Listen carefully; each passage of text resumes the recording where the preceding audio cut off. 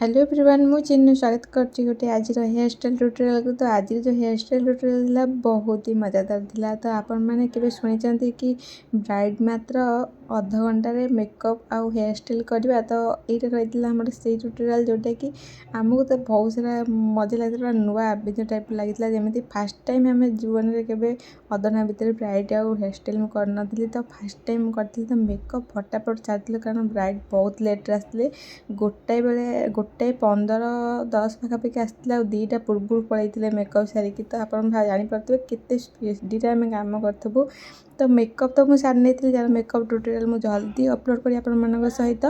तापर मुझे करती हेयर स्टाइल तो फटाफट हेयर ड्राए करी मु हेयर स्टाइल स्टार्ट करची। हेयर स्टाइल करा भितर भौणी मैंने चूड़ी वगैरह भी पिंधे देते, ज्वेलरी भी पिंधे नहीं, जोटा कि आमको बेसी हस्त मारला। ब्राइड तो बहुत तर्तर घर लोग तो पूरा सोदा सोदी स्टार्ट कर जोटा कि बहुत ही अपवर्ड था आमपाई। कारण सालोन को ब्राइड बहुत लेट आसते, पानी तुला बहुत लेट होता।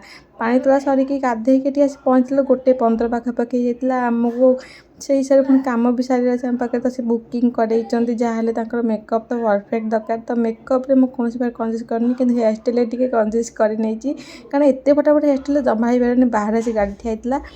मुझे स्टार्ट करी आमर हेयर क्लिपिंग बढ़िया बढ़िया हेयर को क्लिपिंग करी, लाइट वेट क्लिपिंग कर बेसी क्लिपिंग करनी। तापर मुझे मांग टी अप्लाई करी जहाँ को जमा भी ये देख पाते कौन थ्रेड भी यूज करनी मांग टी अप्लाई कर। कारण मांग टी तुम थ्रेड अप्लाई करते आहरी बेसी टाइम लगे आदि हेयर बहुत लॉन्ग आ बहुत टैंगल भी एत सारा लॉन्ग हेयर भी कम कर आहरी बेसी कष्ट हो जाता मोपाई।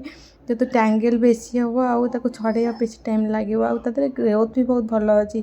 तो फास्ट टाइम एमती हेयर स्टाइल मुझे मो जीवन में मुझे भाभी नी कि भाभी अपलोड करी वीडियो को भाविली नहीं पुणी भाविली हाँ करदे देखिए केमी कौन व्यूअर्स आसूची। तो 5-10 मिनट हेयर स्टाइल वीडियो तो बहुत ही लाइट वेट हेयर स्टाइल जोटा कि आप बहुत इजीली करें आउ लाइट वेट भी आपको कौन घरे इनग्रेडिएंट्स दरकार नहीं कि आप चाहिए क्लिपिंग मशीन भी यूज करें। Clipping machine optional.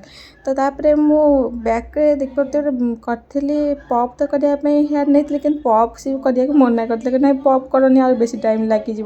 तो पॉप भी करी बस कोम करके बैक नहीं मारी देती कारण ओढ़णी पूरा मथा जाए दबार ओढ़णी सी बैक रे केवल दवा चाहूँ कोसार केवल देवेनि चाहूँगे पूरा फ्रंट रे दबा जेहेतु गाँ एरिया तो सहीटा तो निश्चय हम।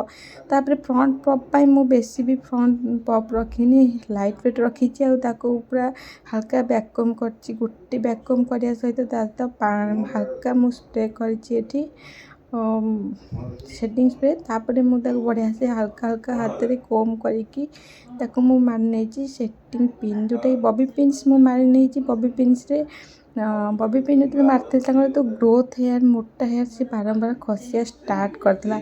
तो जेहेतु केवल माने फटाफट मराई कौन प्रकार स्प्रे यूज है खाली सेटिंग स्प्रे यूज हो साइन स्प्रे वगैरह यूज है हाथ काट कर जोटा बहुत टाइम लगी जाए मात्र 1 मिनट करने तो केमी रही। तो बारंबार खसिया द्वारा मुझे डबल पिन मारी पुणी हाथ बैक गोटे पिन मारे स्टार्ट करी। तो सेपट साइड हेयर स्टाइल करते ब्राइड करते से था चुट्टी ना खोला था मुझे घर को पलैबी घरे जाकि पचे आ बाकी जहाँ हेयर अच्छे मो भौणी मैंने करने तो बुझे देखो आम तो करूँ तो पूराटा करदे ही छाड़ू सेमती अधा करके आम छाड़ी पारूनी कारण आम से रेगुलेशन बाहर हम। तो केमी आम अधा छाड़ी पारू आपको फटाफट हो पचे आम आप हेयर स्टाइल करवा स्टार्ट कर दीचु। एपट साइडटा भी मुझे सेम टेक्निक कर अधिका किसी करनी बैककम कर गोटे सेटिंग स्प्रे द्वारा हल्का हाथ में ट्विस्ट करके बैक साइड्रे पिन मारदे आप कुंडी झीटे कम कर भौणी झी सान भौणी झी जी कि आसला मो सागर कहला मु आंटी आज मेकअप करी। तो एत फटाफट कम देखिए सी हो जाता पूरा पगला एत जल्दी जल्दी केमी कम कर नौच एत लेट्रे आसता ब्राइड का कम केमी एत जल्दी करदेला जोटा कि 3 घंटा लगी था पाखापाखि 3 घंटार कम को आज अध घंटे सारे बहुत कष्ट था। सहित मु हेयर बंड स्टार्ट करनी हेयर बंड गोटे रबर बैंड यूज कर जोटा कि पूरा हेयर को पूरा भल भाव में बांधि नहीं फास्ट। तो बांधि नेबार कारण हूँ आम गोटे पॉप यूज करवा पॉपटा केवल आम आड करवा फटाफट हेयर स्टाइल स्टार्ट करवा कारण टाइम तो सेमती भी ना କୌଣସି ପ୍ରକାର ଫ୍ଲାୱାର ବି ଆମ ବ୍ରାଇଡ଼ ଆଣିନଥିଲେ। ତାଙ୍କର ଏତେ ଲେଟ୍ ହେଇଥିଲା ସବୁ କାମରେ ସେ ଫ୍ଲାୱାର ଆଣିବାକୁ ହିଁ ଭୁଲି ଯାଇଥିଲେ। ତ ଫ୍ଲାୱାର ଯଦି ଆଣିନାହାନ୍ତି ଆମକୁ ତ ଆହୁରି ଜଲ୍ଦି କାମ ସରିବ। ତ ସେଥିପାଇଁ ମୁଁ ଏଠି କୌଣସି ପ୍ରକାର ପିନ୍ ବି ୟୁଜ୍ କରିନି, କାରଣ ହେଭି ନାହିଁ ତାଙ୍କ ଓଢ଼ଣୀ ବେଶୀ, ତା ଦେହରେ ସେ ଫ୍ଲାୱାର ବି ଡେକୋରେଟ୍ କରିବେନି, ତ ହେଭି କିଛି ଦରକାର ହିଁ ନାହିଁ। ତ ବିନା ପିନ୍ ଆହୁରି ପିନ୍ ମାରିବାକୁ ବେଶୀ ଟାଇମ୍ ଲାଗିବ, ତ ପିନ୍ ମାରିନି, ଡାଇରେକ୍ଟ ମାରିଛି ମୋର ହେୟାରକୁ ବ୍ୟାକ୍କୁ କମ୍ କରିଛି। ତାପରେ ଆମେ ଗୋଟେ ରବର ବ୍ୟାଣ୍ଡ ଦ୍ୱାରା ତାକୁ ଟକ୍କର ନେବା, ତାପରେ ଆମେ ପିନ୍ ଡାଇରେକ୍ଟ ମାରିନେବା।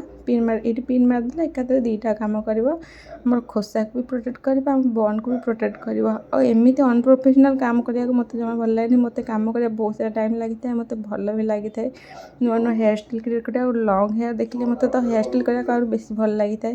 କିନ୍ତୁ ଫାର୍ଷ୍ଟ ଟାଇମ୍ ମୁଁ ଏମିତି କାମ କରିଥିଲି କି ଏତେ ସାରା ଲଙ୍ଗ୍ ହେୟାର ଦେଖିକି ବି ମୋତେ ଲାଇଟ୍ ୱେଟ୍ କାମ କରିବାକୁ ପଡ଼ିଥିଲା। ବାସ୍ ମୁଁ ୟୁ ପିନ୍ ଦ୍ୱାରା ତାକୁ ଠକ୍ କରି ନେଇଥିଲି ଫଟାଫଟ, ଯେମିତିକି ଆମକୁ ଜଲ୍ଦି ଜଲ୍ଦି କାମ ସାରିବାର ଅଛି। ଆଉ ବ୍ରାଇଡ଼ ତ ବହୁତ ସାରା ତରତର ହେଉଥିଲେ, ତାଙ୍କ ଘର ଲୋକ ଏତେ ସାରା ଥର ଆସି ଡାକୁଥିଲେ, ମୋତେ ତ ହସ ବି ମାରୁଥିଲା। ବାରମ୍ବାର ଏତେ ଥର ଡାକିବା ଦ୍ୱାରା ଗୋଟେ କାମ କରିବା ଡିଷ୍ଟର୍ବାନ୍ସ ବି ହେଉଥିଲା। ମାନେ 5 ମିନିଟ୍ ହୁଏ ତ ମୁଁ ଆଉ ଟିକେ ଭଲ ହେୟାର ଷ୍ଟାଇଲ୍ ବି କରିପାରିଥାନ୍ତି, କିନ୍ତୁ ଯେତିକି ତରତର ହେଉଥିଲେ ସେତିକି ତରତରରେ ସେତେ ଭଲ ହେୟାର ଷ୍ଟାଇଲ୍ କରିହେବନି, କାରଣ ହାତର ଲୋକ ଛଡ଼େଇ ନେଲା ଭଳିଆ କାମ ହେଉଥିଲା ଏଠି। ତ ସିଏ ବି ବହୁତ ସାରା ହସୁଥିଲେ, ଆମକୁ ବି ଗୋଟେ ହସ ମାରୁଥିଲା ଏତେ ସାରା କଥା ଶୁଣିକିନି। ତାପରେ ଆମେ ମାନେ ଚୁଟି ସବୁ ଲାଖି ଯାଇଥିଲା ଯାଇକି କ୍ଲିପ୍ରେ, ତାକୁ ପୁଣି ଆଉଥରେ ଛଡ଼େଇବା ଷ୍ଟାର୍ଟ କରିଥିଲି। ତ କାରଣ ଯେତେବେଳେ ଫ୍ରଣ୍ଟକୁ ହେୟାର ଆମେ ଏମିତି ପକାଇ ଦେଇଥାଉ ସେ ସବୁ ହେୟାର ଯାଇକି ଚୁଟିରେ ଲାଖି ଯାଇଥାଏ। ତାପରେ ଆମେ ତାକୁ ଭଲ ଭାବରେ ଏମିତି ଟ୍ୱିଷ୍ଟ କରିବା ଷ୍ଟାର୍ଟ କରିଥିଲୁ। 2 ପାର୍ଟରେ ଡିଭାଇଡ଼ କରିଥିଲୁ ହେୟାରକୁ, ଯେଉଁ ସବୁ ଯାକ ହେୟାର ରହିଥିଲା 2 ପାର୍ଟରେ ଡିଭାଇଡ଼ କଲା ପରେ ତାକୁ ଆମେ ଟ୍ୱିଷ୍ଟ କରିବା। ଟ୍ୱିଷ୍ଟ କଲା ପରେ ତାକୁ ୟୁ ପିନ୍ ଦ୍ୱାରା ଟକ୍କର ନେବା, ଯେମିତି ସେଇଟା ପୁରା ସେଫ୍ଲି ଗୋଟେ ଜାଗାରେ ରହିଯିବ, ଆଉ ଏକ୍ସଟ୍ରା ହେୟାର ବାହାରକୁ ବାହାରିବନି। ତ ଗୋଟେ ୟୁ ପିନ୍ ଦ୍ୱାରା ଫାର୍ଷ୍ଟ ଟପ୍ କଲା ଦ୍ୱାରା ଆମେ ଏପଟ ହେୟାରକୁ ବି ସେମ୍ ଟ୍ୱିଷ୍ଟ କରିନେବା। ତ ପାଖାପାଖି ଆମର ହେୟାର ଷ୍ଟାଇଲ୍ କମ୍ପ୍ଲିଟ୍ ହେଇଯାଇଛି। ତ ଆପଣମାନଙ୍କୁ ଏଇ ଫଟାଫଟ 5 ମିନିଟ୍ ବାଲା ହେୟାର ଷ୍ଟାଇଲ୍ କେମିତି ହେଲା କମେଣ୍ଟ କରି ନିଶ୍ଚୟ କହିବେ। ଆଉ ଆପଣମାନଙ୍କୁ ଏଇ ହେୟାର ଷ୍ଟାଇଲ୍ରେ ମଜା ଆସିଲା ନା ନାହିଁ ମୋତେ କମେଣ୍ଟ କରି ନିଶ୍ଚୟ କହିବେ। ଆଉ ମୁଁ ଏମିତିଆ ହେୟାର ଷ୍ଟାଇଲ୍ କରିବାକୁ ଜମା ବି ଚାହେଁନି, ଆପଣମାନେ ଯଦି ଚାହୁଁଛନ୍ତି ନିଶ୍ଚୟ କରିବେ, କିନ୍ତୁ ଏତେ ଫଟାଫଟ ଏତେ ତରତରରେ ହେୟାର ଷ୍ଟାଇଲ୍ ମୁଁ ତ କେବେ ବି କରିନି। କିନ୍ତୁ ବ୍ରାଇଡ଼କୁ ବହୁତ ଭଲ ଲାଗୁଥିଲା। ମୁଁ ମେକଅପ୍ ଭିଡ଼ିଓରେ ଅପଲୋଡ଼ କରି ଆପଣମାନେ ନିଶ୍ଚୟ ଦେଖିବେ ତାଙ୍କ ହେୟାର ଷ୍ଟାଇଲ୍ କେମିତି ଲାଗୁଛି।